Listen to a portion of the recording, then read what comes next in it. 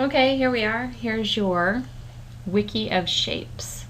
And it's not too surprising. I give this to all my education classes, and typically the circle area here is always the biggest. And it's fun to run through the names because I know a lot of you from face to face classes that you've taken with me. And Megan, really? You're a square? I don't know about that. That's sort of okay, all right. Quincy, definitely. It's fun to look through the names and see where you end up. And I'm not not surprised at all. Valerie is definitely a circle. Melissa's definitely a circle. Elena's definitely a circle. I love my squiggles. Never can. Becky, you're hilarious. And Tyler, yours cracked me up when I read it. You made me laugh.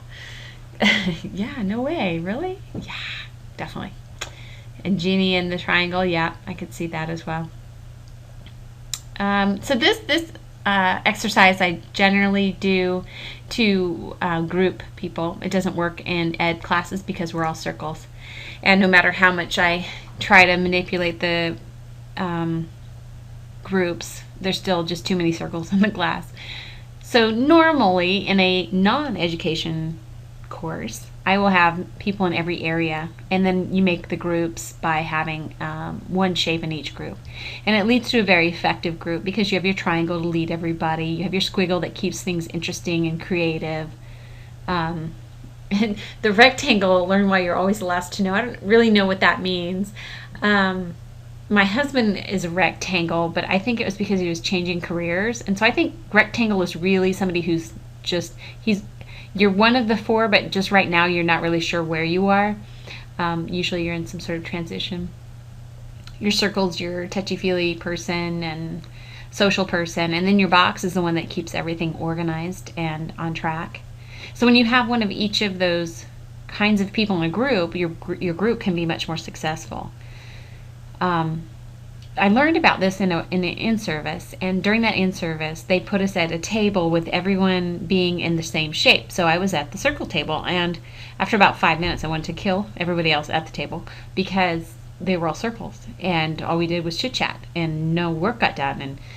And I just really needed a triangle to get everybody going, and I couldn't be the triangle because I'm a circle. So, and we also really missed our squiggle, who kept things interesting, and nobody was there to organize us. Because circles, we pretend to be organizers, but really the boxes are boxes, and they're the organizers. So it'd be interesting if you ever have an opportunity to teach a class of adults or young adults, give them this, and put them in groups by their shapes, and then switch them into groups that are one person per shape, and see the difference in the effectiveness of the exercises they're able to complete.